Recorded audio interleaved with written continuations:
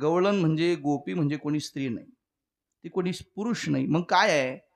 गोपी नावाची अवस्था आहे, जी भगवंतावर निश्चयपणे निरागस प्रेम करते. जी शुद्ध चित्ताची अवस्था, त्या अवस्थेचं नाव आहे गोपी. जी भक्तीची अवस्था, त्या अवस्थेचं नाव आहे गोपी. आता ऐका, ही अवस्था कोणालाही होऊ शकते. ती कधी स्त्रीला होईल, कधी पुरुषाला होईल, कधी लहानाला होईल, कधी मोठ्याला होईल, कधी गरीबाला होईल, कधी श्रीमंताला होईल, कोणालाही होईल ती अवस्था. ही चित्ताची अवस्था आहे, जी भगवंतावर निश्चयपणे निरागस प्रेम करते. ही शुद्ध चित्ताची अवस्था. मग या सगळ्या गोपी. म्हणून गवळणीचं चरित्र वर्णन करताना जरा गायक आणि बुवा सकट जबाबदारीनं बोललं पाहिजे. आपण जर त्यांच्याबद्दल बोलताना जबाबदारी घेतली नाही, तर त्या गवळणीची आणि त्या कीर्तनाची आपल्याकडून प्रतारणा होईल. आपल्याकडून त्याचं काय होईल? अपमान होईल. घडू नये. पण आता हल्ली त्याचा बाजार बराच झालाय. आम्ही एकदा कीर्तनाला गेलो विदर्भामध्ये. कीर्तन चालू आणि एकानं मधीच प्रमाण दिलं. राधा सडा टाकाय गेली आणि काहीतरी झालं नामकं बघायचं. मी म्हणलं बंद करी. काय झालंय? मला बोलावं वाटत नाही, पण संत वाङ्मयाच्या विरोधात कोणी जर काही बोलत असेल तर ते सहन होत नाही. आणि म्हणून मग नाविलाजानं बोलावं लागायला लागलं. बोलावं वाटत नाही. कोणी म्हणताना मध्येच थांब असं म्हणावं वाटत नाही, पण नाविलाज होतो. आपल्या देखत जर कीर्तनाची प्रतारणा होत असेल तर आपण बोललं पाहिजे. अजून थोडं पुढे चलतो. तुमच्या आईला जर तुमच्या देखत कुणी अपमानित करत असेल आणि तुम्ही समोर उभं राहून तो अपमान डोळ्याने पाहत असाल, तर लक्षात ठेवा तुम्ही षंड आहात. माझे शब्द नाहीत, तुकोबांचे शब्द आहेत. ज्ञानोबा असं म्हणाले, आपुलीच जननी नग्न करुणी दाविल्या जणी, ते तीर्थची परिपतनी कारण होय. नसावं. कीर्तनाची प्रतारणा, गवळणीची प्रतारणा करू नये. महाराज म्हणत असतात बघा, खंडोबाची चव घातली वाघ्याणी आणि गवळणीची चव घातली मात्यातल्या गवळणी म्हणणारे. आता ते रातभर म्हणतात. किती म्हणतात? रात्रभर पट्टीला पट्टी, पट्टीला पट्टी. माग तो आमचा, आम्ही कीर्तन करतो योगेश बाच्या गावाला, ते जिजा म्हणून भेटला मला, गायक ते बिडवे जिजा. ते मला असं म्हणाले, बाबा तुमचं कीर्तन असेल तरच या, दादा इकडे या, विठ्ठल विठ्ठल कीर्तन असेल तरच आम्हाला गाथ्यातल्या गवळणी आठवावं लागतात. दुसऱ्याच्या कीर्तनात आठवायची गरज नाही. मग नुसती जोडाजोडी, कधी धार काढाय जाते, कधी दूध आणाय जाते, किंवा शेण टाकाय जाते, नुसती जोडाजोडी झाली गवळण. ती आहे ती प्रतारणा. असं झालंय. आता काय करता? आणि मग ऐका, हा चित्ताचा खरा भाव आहे. ऐका गड्या, भाविक भक्तांनी नारदांना विचारलं नारद भक्ती सूत्रामध्ये, ओ नारदा सांगा ना, प्रेम प्रेम म्हणजे काय सांगा नारदा. नारदांच्या मुखातले शब्द आहेत, अनिर्वचनीयम प्रेम स्वरूपम. बाबा रे, ज्याच्याबद्दल वचनच नाही, ज्याच्याबद्दल शब्द नाही, त्याला म्हणतात प्रेम. अजून काही सांगा नारदा. पुढचा शब्द निघाला, मुखास्वादनवत. मुख्या माणसाला साखर खायला द्या आणि चव विचारा कशी लागते, हे जसं त्याला सांगता येणार नाही, तसं प्रेमाबद्दल नाही बोलता येणार. तरी लोकांनी आग्रह केला, सांगा ना नारदा, काहीतरी सांगा ना नारदा, प्रेम प्रेम म्हणजे काय. नारदांचे डोळे पाणावले, वृंदावनाकडे हात केला. नारद म्हणाले, यथा व्रज गोपिकाणा. या गोपींचं जे कृष्ण कन्हैयावर आहे ना, याला म्हणतात प्रेम. प्रेम सांगता आलं नाही, प्रेमाची लक्षणं करावी लागली. यांचं जे आहे कृष्ण परमात्मेवर आहे, याला म्हणतात प्रेम. आणि खरंच बघाव, भगवान मथुरेत त्या वृंदावनात मुरली वाजवतो आणि सगळ्या गोपी त्याच्या जवळ येत आहेत. भगवंताने परीक्षा घेतली, तात्या काग का आला, जा माघारी. त्या म्हटल्या, देवा अरे आम्ही तुझ्या करता आलो, तू आम्हाला जा म्हणतो. तूच गीतेत म्हणाला होता ना, सर्व धर्मान परित्यज्य मामेकम शरणम व्रज. सकल धर्माचा त्याग करून मला शरण या, तूच म्हणाला होता ना देवा. मग आता का जायला सांगतो आम्हाला? अरे आम्ही तुझ्या करता, आम्ही सगळ्या धर्माचा त्याग करून आलो रे. आम्ही आमची मुलं सोडली, अर्थात आम्ही वात्सल्य धर्म अर्थात मातृधर्म त्यागून तुझ्या करता आलो. आम्ही आमच्या सासू सासऱ्याची सेवा सोडली, अर्थात स्नुषा धर्माचा त्याग करून आम्ही तुझ्या करता आलो. याच्या पुढे सांगू देवा, आम्ही तुझ्या करता आमच्या पतीचा विचार केला नाही. स्त्रीच्या जीवनातलं सगळ्यात मोठं व्रत ते पतिव्रतेचं व्रत सुद्धा आम्ही त्यागलो रे, आणि तुझ्या करता आम्ही पतिव्रता धर्माचा त्याग करून तुझ्या करता आलो होतो. तू जायला सांगतो, आम्ही जाणार नाही. मग भगवान म्हटले, अगं तसं नाही, तुम्ही जायला पाहिजे. तुम्ही जर न जाल तर हा समाज तुम्हाला नावं ठेवील. पारखी अशी सांगता गोष्टी घरची कुठी खातील. हा समाज तुम्हाला नावं ठेवेल. हा समाज तुम्हाला व्यभिचारी म्हणेल. घरी पती असताना एका गवळ्याच्या पोराशी रत झाली असं म्हणेल तुम्हाला समाज. तुम्ही घरी जा. त्यांचे शब्द आहेत. मग निश्चिम प्रेमाची पराकाष्ठा सांगतो. तो किती प्रेमाचं मोठं. गोपी म्हणतात, देवा आमचं पातिव्रत्य मोडू दे, लोकांनी आम्हाला शिंदळी म्हणू दे देवा, तरी आम्ही तुला सोडून जाणार नाही. शब्द आहेत, वाळो जन मज म्हणोत शिंदळी, परी हा वनमाळी न विसंबे, घररिघी झाले पट्टराणी बळे, वरिले सावळे परब्रह्म. आता आम्ही जाणार नाही. आम्ही रममान झालो तुझ्याशी. सकाळीच गवळण म्हणली, आता वळणार काय. विठ्ठल विठ्ठल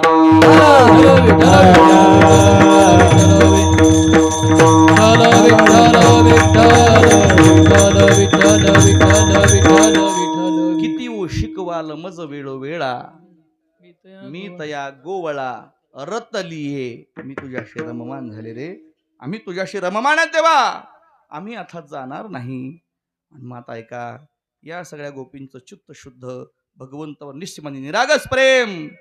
भगवान अशा गोपीच्या घरी गेला, आणि घरी गेला तो तिचं चित्त चोरण्याकरता, अर्थात लोणी घेण्याकरता. पण झालं उलट. हा गेला लोणी चोरायला, तितक्यात गोपीनं याला पकडलं. अभंगाचं कृष्ण लोणी खाया गेला,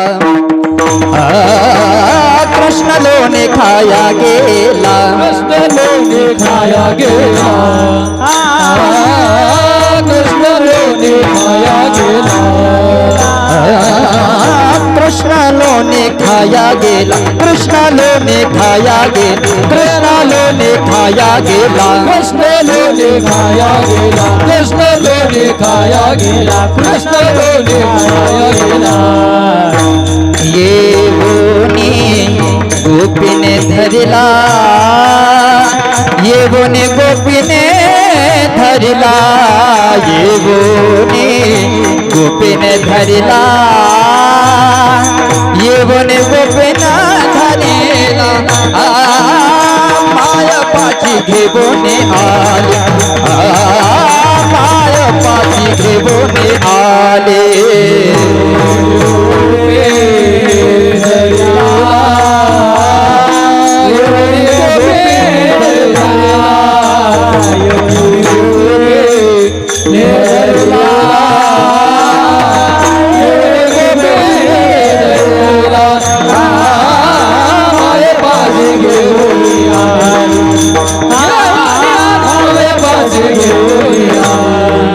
कृष्ण लोणी खाया गेला, येऊने धरला, येऊने गोपीने धरला, येऊने गोपीने धरला. येऊनी गोपीने धरिला. हा गेला होता लोणी खाण्याकरता, पण तिथली गवळण जरा सावध होती. ती आली आणि तिने भगवंताला पकडलं. हे परत आहे का बरं का, तिने देवाला धरलं, शब्द पकड. अर्थात देव गेला होता चित्ताची चोरी करायला, ती गवळण सावध होती, अर्थात ती बुद्धी सावध होती. त्या बुद्धी नावाच्या गवळणीने देव चित्त चोरायला हे बरोबर ओळखलं, गेली आणि पकडलं महाराज. अर्थात आता देव पकडलं धरलं हे म्हणणं सोपं असलं तरी देव धरणं इतकं सोपं. आणि मग त्याच्याकरता काय असावं लागतं, मग सांगितलं चित्त शुद्धी. एरवी कोणाच्याने तो बांधला जाईल काय, एरवी तो कोणाच्याने पकडला जाणार नाही. मला वाटतं माझ्या अभ्यासाप्रमाणे देवाला बांधणारे बोटावर मोजणे इतके झाले. कोणी कोणी बांधलं, महाराज म्हणाले भागवतामध्ये दशमस्कंदामध्ये भगवंताला बांधलं यशोदेने. अजून कोणी बांधलं, महाराज म्हणाले तिला बांधलं गंगाखेडच्या जनाबाई. धरीला त्याला बांधलं तिने जणीने, त्याला बांधलं यशोदेने. जगमित्र महाराज म्हणाले त्याला धरलं गवळणी.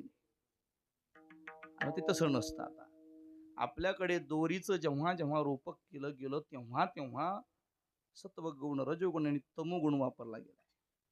आणि मग देव त्रिगुणातीत, तो सहजासहजी बांधल्या जाणार नाही. रजोगुणामध्ये तमोगुणामध्ये तो बांधल्या जात नाही. मग बांधल्या कुठे जातो?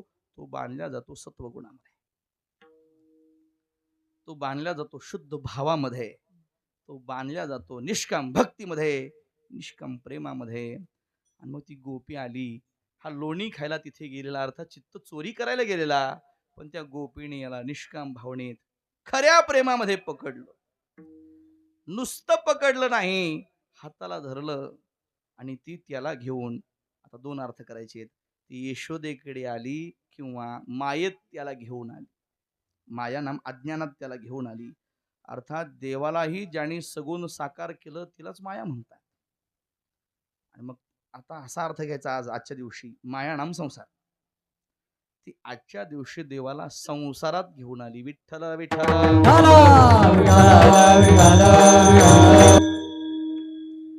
त्या गोपीने भगवंताला पकडलं आणि ती मायेत अर्थात त्याला संसारात घेऊन आली. पण परिणाम ऐका ना, ती जरी देवाला संसारात घेऊन आली असली तरी ती जेव्हा सर्वत्र पाहते तेव्हा तिला जो चित्तवृत्तीच्या शुद्ध चित्तवृत्तीच्या ठिकाणी दिसलं होतं तेच इथे अविद्येत सुद्धा दिसायला लागलं. अभंगाचं दुसरं चरण. माये पाशी घेऊन आली, माये पाशी घेऊन आली, माये पाशी घेऊन आली, माये पाशी घेऊन आली, माये पाशी घेऊन आली, माये पाशी घेऊन आली, माये पाशी घेऊन आली, माये पाशी घेऊन आली. कृष्ण पाहती झाली, कृष्ण पाहती झाली, माये पाशी घेऊन आली, माये पाशी घेऊन आली.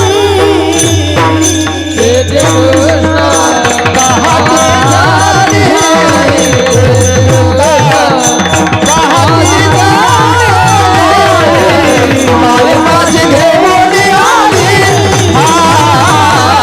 माये पाशी घेऊन आली,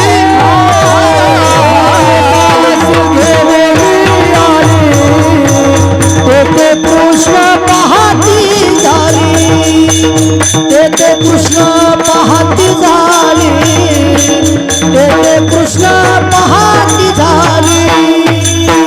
माय पाशी घेऊन आली, तेथे कृष्ण पाहती झाली, तेथे कृष्ण पाहती झाली,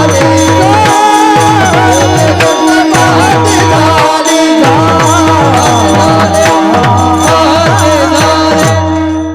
मायेपाशी घेऊन आली, तेथे कृष्ण पाहती झाली. वाच्यार्थानुसार तिने कृष्णाला पकडलं आणि यशोदेकडे घेऊन आली. यशोदे, तू नेहमी म्हणायचीस ना मुद्द्या सकट आण, मुद्द्या सकट आण. पण गंमत अशी झाली, ती जेव्हा यशोदेकडे मुद्द्या सकट म्हणून देवाला हाताला धरून घेऊन आली, समोर पाहते ज्या कृष्णाला हिने धरून आणलं होतं तो कृष्ण यशोदेच्या मांडीवरही दिसत होता, तिथेही दिसत होता. आणि मग आश्चर्यचकित झाली. अरे, मी ज्याला घेऊन आले तो माझ्या हातातही आहे आणि समोरही दिसतोय. खरं सांगू, ही भक्ती ती सगळ्यात उच्चतम अवस्था आहे. हे पहा, हरीची या दासा हरी दाही दिशा म्हणणं फक्त सोपं आहे, पण ते अनुभवण्याच्या बाबतीत मात्र फार कठीण आहे. आम्हाला माणसात जाऊ दे हो, आम्हाला अजून मंदिरात देव दिसला नाही, आपल्याला सर्वत्र कधी दिसेल देव? मी म्हणतो असं नाही, चाणक्याचं सूत्र ते असं म्हणाले, गतानुगतिको लोक न लोक परमार्थिका, वालुका लिंग मात्रेन कथम मे ताम्र भाजनम राजा हो. हे लोक परमार्थिक नाहीत, परमार्थाचं सोंग करणारी. हे जरा जबाबदारीनं बोलतोय बरं का. मग असं घडतंय जगामध्ये. आता मग तुम्हाला मला विचारायचंय, इथे एवढे समोर बसलात, सोंग कसं खरं कसं, एवढे समोर बसलात, हात वर करा. पंढरपूरचा मालक माझ्या स्वप्नात आला होता. कोण आहे इथे? बरं जाऊ द्या. तुमची मुलं तुमच्या स्वप्नात आली होती अशी आहेत ना? मुलगा स्वप्नात येतो ना? बरं, शेती स्वप्नात येते की नाही? घर स्वप्नात येतं की नाही?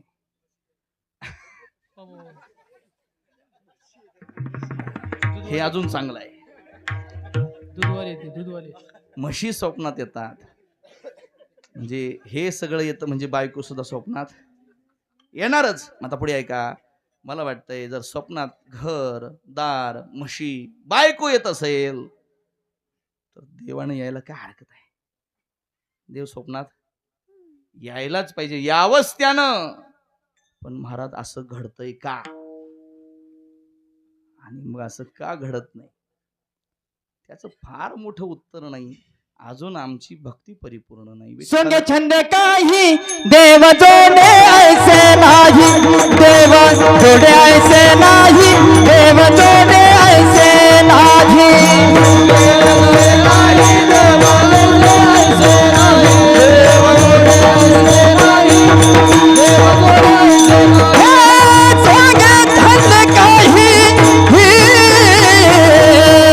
सोंगे छंद काही देव जोडे ऐसे नाही, देव जोडे ऐसे नाही, देव जोडे ऐसे नाही.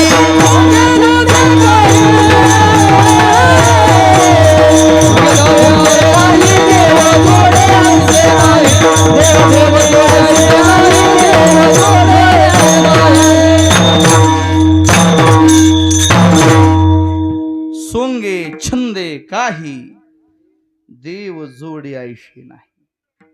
हे असं घडत नाही. फार बंडी घालून कीर्तन केलं आणि मोठ्या मोठ्या माळान मुद्रिका लावल्या म्हणजे देव स्वप्नात येतो? अजिबात नाही, येत नाही. पुढे येऊनच चाल म्हणली म्हणजे देव स्वप्नात येतो? धनभाऊ अजिबात नाही, येत नसतो. जागेवर म्हणली तरी स्वप्नात येतो. फार लग्या वाजल्या म्हणजे देव स्वप्नात येतो? नाही. आणि तुम्ही लय महाराज लोक उघडून पेले म्हणजे देव स्वप्नात येतो? नाही, ते तसं घडत नाही. त्याच्याकरता तसा तो हृदयाचा अंतःकरणाचा भावच व्हायला हवा. मग मला हे माझं पटतंय का बघा तुम्हाला?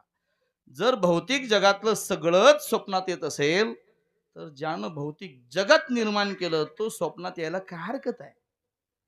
आणि आता दुसरा प्रश्न आहे माझा. मग आता मला सांगा, खरंच सांगा, आपली खरी भक्ती आहे का सोंग आहे? सोंग आहे म्हणून तो स्वप्नात येत नाही ना. अंतरी विषयाचे लागले पै पिसे, बाहेर या बेशे भुलवी लोका. चाललं आमचं. आता दुसरा प्रश्न आहे माझा तुम्हाला. एवढे समोर बसलात, आम्हाला देव सोडून काहीच आवडत नाही असं कोण आहे? हात वर करा. प्रश्न माझा परत ऐका. आम्हाला देव सोडून काहीच आवडत नाही असा कोण आहे? तुम्ही हे जर मला विचारलं तर मी सुद्धा हातवरी करणार. बरं झालं केला नाही, ते चांगलंच आहे. कारण आम्हाला देवाच्या बरोबरीनं सुद्धा नाही, त्या 100%, 1% देव, 99% देव सोडून सगळं आवडत आहे. अजून थोडं पुढे ऐका, जरा सुधारणा करतो. जीवाने देवाला साध्य मानावं, जीवाने देवाला साध्य मानावं, पण जीव देवाला संसारातल्या गोष्टी पुरवणारं साधन मानतो. काय म्हणतोय कळते ना?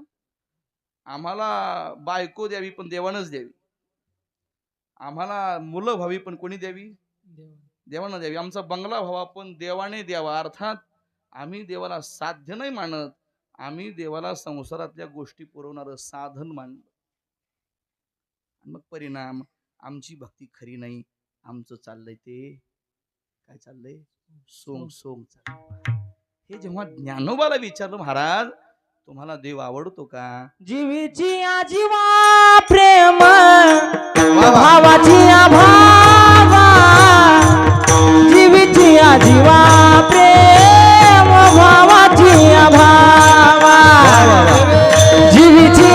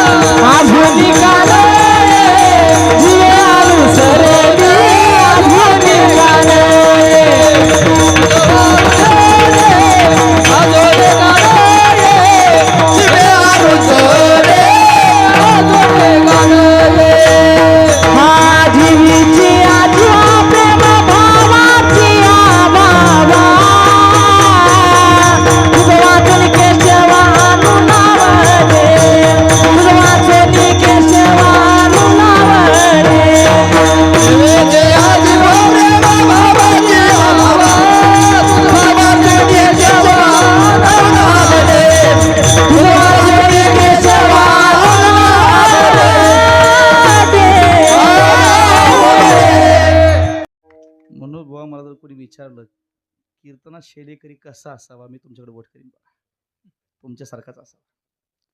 जीवीची या जीवा, प्रेम भावाची या भावा, तुझं वाचोनी केशवा अनु न आवडे. तेव्हा तू सोडून अनु दुसरं आम्हाला काहीच आवडत नाही. अर्थात हा खरा भाव आहे. आमचा तो भाव नाही म्हणून आमची भक्ती नाही, आमचं सोंग आहे. विठ्ठला विठ्ठला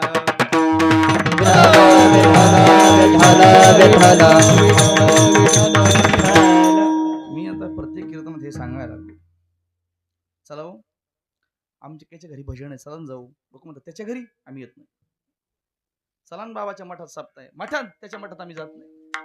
अरे बाबा ओ, मठात सप्ताह चालू हे नका पाहू, आमक्याच्या घरी भजन आहे हे नका पाहू. माझ्या तुकोबाचे अभंग मानायचे आहेत ना, स्मशानात असलं तरी मी गेलो पाहिजे.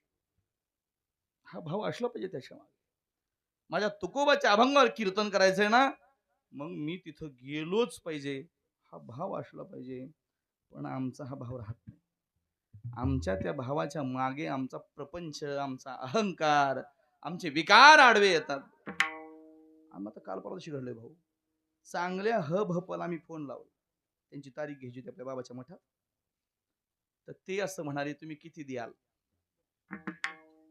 सुनील मला माहिती, ते तसं नाही म्हणले, ते असं म्हणले लईच लांब आहे हो, कसं काही तितक्याला मी येत नाही. मला गेल्या महिन्यात लातूर आला तुम्ही ना, आता लागले. मग म्हणले मग समजून घ्या. मी म्हणलं बाबा त्यांच्यापेक्षा आम्ही 5 जास्त. मग ते म्हणले ठीक आहे. मी आमच्या बाबाला फोन केला, बाबा त्यांनी तारीख लिहून घेतली. बाबाचे शब्द आहेत ते, भामटाई काय खरं त्याच भपा असला आणि कोणी ना अजून कोणी असला, पण जर तो अभंगाचा भाव करत असेल आणि पैशाकरता खोटं बोलत असेल तर त्याचं कीर्तन नको आपल्या मठात. मी म्हणलं आता राहू द्या, घेतली तर सप्ताह द्या, मी प्रत्यक्ष जाऊन भेटून येतो, मग ठरवू काय करायचं. असं म्हणून तो विषय लांबला. अर्थात आता हे जाऊ द्या, पण आमचं भक्ती नाही, आमचं सोंग चाललं नसावं. आम्हाला सर्वत्र देव दिसावा, ऐका ना, आम्हाला मंदिरात देव दिसावा, आम्हाला कुत्र्यात देव दिसावा, आम्हाला माणसात देव दिसावा, चराचरामध्ये आम्हाला देव दिसावा. जिथे जिथे आम्ही पाहू, जेथे जे जे दृष्टी दिसे तेथे हरी रूप, जे जे दृष्टी दिसे तेथे हरी रूप, जे जे दृष्टी दिसे तेथे हरी रूप, जे जे दृष्टी दिसे तेथे हरी रूप. पूजा जप ध्यान जप नाही, पूजा ध्यान जप नाही, पूजा ध्यान जप त्यास नाही, पूजा ध्यान जप त्यास नाही. जे जे दृष्टी दिसे तेथे हरी रूप, पूजा ध्यान जप त्यास नाही, पूजा ध्यान जप त्यास नाही, पूजा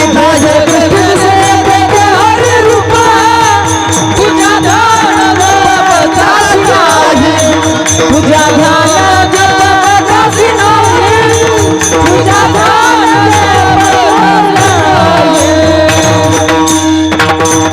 नाही नाही.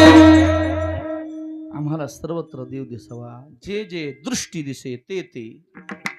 ज्ञानोबांची ओवी काढा, महाराज असं म्हणाले, जे जे भेटे भूत ते ते. हा आणि हे सोपं नाही, याला भक्ती म्हटलंय. हा भक्तियोग निश्चित जाण माझा. अरे बाबा ही भक्ती आहे, आणि मला वाटतं ही भक्ती ती सर्वश्रेष्ठता आहे. अशी भक्ती गोपींनी केली, त्यांच्या नजरेला जिथे जिथे गोपी पाहते तिथे तिथे देवच दिसतो, कृष्णच दिसतो. अभंगाचं 3रं चरण आहे, कृष्ण तेथे कृष्ण, जिकडे तिकडे अवघा कृष्ण. अशी भक्ती पाहिली त्या गोपींची. थांबा, गोपींची भक्ती पाहिली, तिच्या दृष्टीला सर्वत्र देव दिसतो. भक्तीतली अंतिम अवस्था पाहिली, जगमित्र बाबा तिथं होते. पाहिलं बाबांनी, बाबांना असं वाटलं अरे काय भक्ती यायची. सर्वत्र देव दिसतो, सर्वत्र देव दिसतो, जिथे पाहते तिथे देव दिसतो. बाबा आश्चर्यचकित झाले. अभंगाचं शेवटचं चरण. ऐसे ऐश्वर्य आश्चर्य गे माई जगमित्र नागा पाहुणी ध्यायी. दोन अर्थ केल्याचे बरं का. हे असं आश्चर्य पाहिलं. जगमित्र नागा ध्यायी म्हणजे धावले. हे पाहून धावले. अरे काय हिची भक्ती आहे. ध्याये म्हणजे तिथे प्रेमात वेडे झाले. अरे काय भक्ती याची. अशी अवस्था मलाही व्हावी असा भाव त्यांचा त्या ठिकाणी झाला. तर म्हणजे त्यांची ती अवस्था असतेच. पण हे भक्तीतली बोलण्याचे शब्द आहेत असो. मग महाराज त्या गोपींचा हा भाव पाहिला. ही भक्ती पाहिली. खरं म्हणजे हा जो भाव आहे यालाच गोपी म्हटलं शास्त्र आहे. भगवंत निरागस निस्सीम प्रेम करते ती गोपी. तिला सर्वत्र देव दिसतो. बाबा आश्चर्यचकित झाले. विठोबा रखुमाई काही पाऊस इंद्राला. मग ही सासू जागी झाली. भिजायला दोन्ही म्हातारे. ए पोरी हो दार उघडा. का आम्ही भिजायला लागलो. त्या पोरी आल्या. दरवाजा उघडीला. घरात घेतला का तुम्हाला काही कळतं की नाही. माझं काही का असं पण ही श्यामाई काशीला जायली. आजारी पडन कोरोना होईन अंगलटीन आपल्या. मग आंघोळ घालायला. मग गरम पाणी केलं 4 सुनानी. आणि देवाला न्हाणी घरात आंघोळीला नेऊन बसविलं. चतुर्भुज झाला. चतुर्भुज झाला परमात्मा. गोपी म्हटल्या देवा एवढ्यावर नाही भागायचं. मग तू आमचा पती असावा आणि आम्ही तुझ्या दासी असाव्या. आम्हाला दास्य भक्ती घडावी. आम्हाला कांत भक्ती घडावी अशी आमची इच्छा आहे. देव म्हणजे काही हरकत नाही. पुन्हा लुगडं नेसला. येतो बरं का म्हणला निघून गेला. आता त्या म्हातारीला 4 लेकं होते. तेही रानाकडे निघाली. आई येतो बरं का. म्हातारी म्हणली हे पा रानाकडे जायला लागलात 4 वाजूस्तर माघारी येऊ नका. आता गंमत आहे का. म्हातारीचे 4 लेकं रानाकडे गेले. आणि जसे हे 4 रानाकडे गेले तसं देवानं या 4घाचं रूप घेतलं माघारी आला. म्हातारी म्हणली का रे का आलात. आगाई उसाला पाणी द्यायचं होतं पण रातभर पाऊस पडला. रानात काही काम नाही. असं होय मग हा घरात. देवाचे रूप घरात घातले. म्हातारी दारात बसली. महाराज 4 वाजता खरी लेकर रानातून येऊ लागले. म्हातारी अशी पाहू लागली. तरी धाकटा पोरगा म्हणला दादा आई जरा वेगळंच बघायली आज. जवळ गेल्या गेल्या म्हातारी म्हणली कोण तुम्ही. दादा तुला म्हणलं होतं आईचं फ्यूज गेलंय. अगं आई आम्ही तुझीच लेकर. माझे नाही कोणी माझे लेकर घरात आहेत. पोरं म्हणजे बागा रे म्हातारीने कोणाला घरात घातला. अगं आम्ही तुझेच. नाही म्हणे माझे नाही माझे घरात आहेत. पोरं म्हणजे अवघड किरवाजी. अगं आई जरा आठव आमचा बाप मेला तू किती कष्टानं आम्हाला सांभाळस. अगं आई तू सप्त्याला जात होतीस तर एक चप्पल नवीन आणत होतीस. आमच्या करता किती कष्ट केलं तू आई.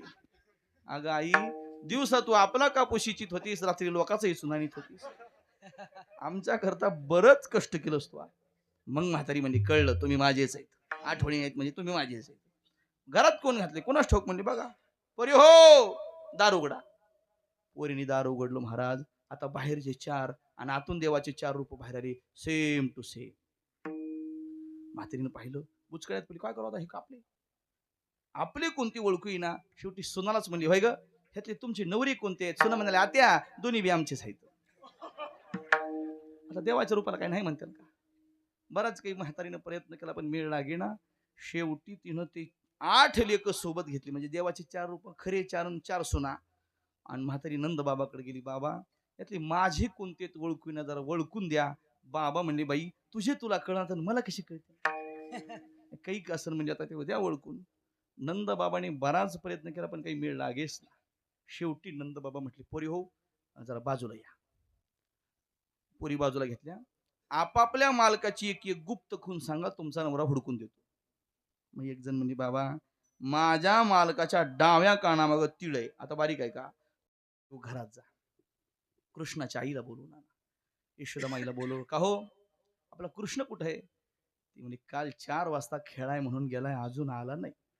नंदानं ओळखलं हे आपलंच कारण आहे पण उघड कसं पाडावं आता. समोर पाहिलं नंदा बाबांनी 15 फूट रुंदीचा आणि 35 फूट लांबीचा हत्ती आंघोळ करायचा हत्ती हौद होता. नंद बाबा म्हणले पोराव ज्याची उडी हौदाच्या पलीकडे जाईल बायको त्याची. आता देवाच्या रूपानं पटापटा उड्या मारल्या महाराजांनी. ज्यांची खरी बायको होती गेली. एक तर कोणी बघ ना गेल तर कसरी जोड लावला होता गेली. नंद बाबा म्हणले रडू नका इकडे या. हा तुमच्याच आहेत म्हणजे घ्या जा घरी.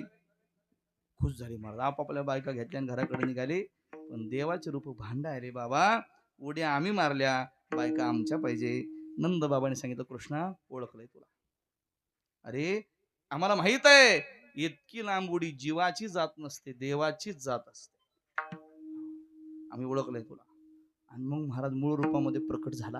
आता गंमत आहे का, हे 4 लेक आपापल्या बायका घेऊन घरी निघून गेले. नंद बाबा आपल्या कामाला लागले.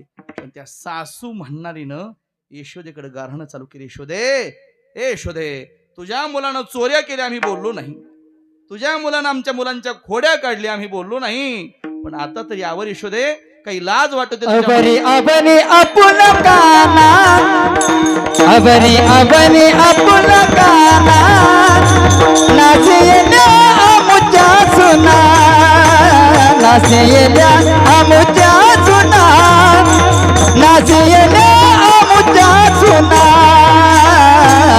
अबरी आपुल काना, यशोदे अबरी अबरी आपुल काना, नाचेल्या आमुच्या सुना, नाचेल्या आमुच्या सुना, नाचेल्या आमुच्या सुना. अजून नाही लाज तुझ्या मनात, अजून नाही लाज तुझ्या मनात, तुलाच तुझं गोडवाच काना, तुलाच तुझं गोडवाच काना. अबरे अबरे आपुल काना, अबरे अबरे आपुल काना, नाचेल्या आमुच्या सुना, नाचेल्या आमुच्या सुना, नाचेल्या आमुच्या सुना, सुना. अबरे अबरे आपुल काना, अबरे अबरे आपुल काना, नाचेल्या आमुच्या सुना, नाचेल्या आमुच्या सुना. घेतल्या. वृंदावनामध्ये आला. तिथे त्यानं गायी राखल्या. अनेक खेळ तिथे त्यानं खेळले. शेवटी गोपाळ म्हणले बाज. खबर असते म्हणजे खांदी भार पोटी भोग काय खेळा. मला वाटायचं ही का दिली असेल बाबांना अशी. एक डोळा लहान, एक डोळा मोठा होता तिचा. आज सांगतो पहिल्यांदा, ज्यांनी पाहिलं त्यांच्या लक्षात आलं असेल. माझ्या मनात बसेना, पण श्री गुरुनी दिली म्हणून नाराजही करता येईना मला. पण मग विधिवत त्याच्यावर मंत्रविधान झालं. बऱ्याच गोष्टी काही त्याच्यात झाल्या. अहंकार नाही, मोठेपणा नाही, अगदी बारीक भाव आहे का. ज्यांनी ज्यांनी त्या काळात मूर्ती बघितली होती ते आज मला असं विचारतात, बाबा मूर्ती बदलली की काय. आमचे नळेगावचे बाबा आले आणि त्यांनी मूर्ती पाहिली. म्हणजे महाराज मूर्ती वजन वाढले बघा, तुमच्यासारखी गुबगुबीत दिसायला लागली. खरं सांगू, हे मलाही जाणवलंय. अर्थात काय असतं तिथे तो राहतोय याचा मला पुरेपूर दाखला झालाय. काल आभाळ आलं, म्हणलं येतोय पाऊस आता. तिथं झोपलो तो कुठीत. मी उठलो आणि रामरक्षा म्हटली. देवाला तिथूनच म्हटलं, देवा सप्ताह तुझा. पाऊस आला तर कार्यक्रम सप्ताह कीर्तन तुझं बंद पडणार आहे, माझं काय जाणार आहे. असं म्हणून हात जोडल्यावर 5व्या मिनिटाला वारं सुटलं, नाबार परीकडे गेलो. अर्थात त्याची ती कृपा आहे, त्याची ताकद आहे ती. म्हणून आता इथे उभारल्यास त्याची ती वेगळी ऊर्जा मला जाणवायला. एरवी तर सेवा करतो, हे सगळं पाहतो, पण इथं उभारल्यानंतर आणखीन काही त्याचं विशेषत्व आहे. आता हे जे उभं राहिलंय, हे जे झालंय, हे एकट्याचं नाही. नो हे हा एकल्याचा खेळ म्हणून मेळ मेळविला. हे जे सगळं चाललंय हे तुमच्या सगळ्यांच्या सहकार्यानं चाललं. तुम्हाला माहित आहे, मंदिर झालं, आपण कुठल्या राजकारण्याकडे गेलो नाही, कुठल्या नेत्यांकडे गेलो नाही. तुमच्या सगळ्याच्या सहकार्याने तुम्ही जी काही मदत कराल त्याच्यामधून हे सगळं उभं केलं. सप्ताह होतो हेही तुमच्याकडूनच होतो. आणि विशेष म्हणजे गेल्या वर्षी सप्ताहाचा किती खर्च होतो मला माहित नाही, पण आता पैसे मध्ये मोजाय बसलो तुम्ही दिलेले, की जेवढे मला त्या सावत्याला द्यायचे असतात तेवढे बरोबर भरतात. 1 रुपया शिल्लक राहत नाही, माझ्यापासून एक खर्चत नाही. जेवढे द्यायचे असतात तेवढे बरोबर मोजतो देऊन टाकतो. इतर तुझे त्याला विचारा, 10-10 रुपयाच्या नोटा देऊन टाकतो सगळ्या त्याला. तेवढंच राहतं ते खाली. मग ते त्याची लीला आहे. आणि मग मी पहिल्यापासून म्हणत आलो, हे आमचं नाही, हे तुमचं आहे.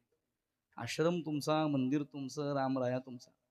मग मी फक्त सेवेकरी, तुमच्यासारखाच मी सेवाधारी आहे. फक्त एवढंच आहे, तुमच्यापेक्षा पुढच्या नंबरात आमचा नंबर आहे. काहीच फरक नाही. फरक एकच आहे, तुम्ही जरा गर्दीतून चालात, मोंड्यातून, आम्ही जरा बायपासनं जाऊ लागलो.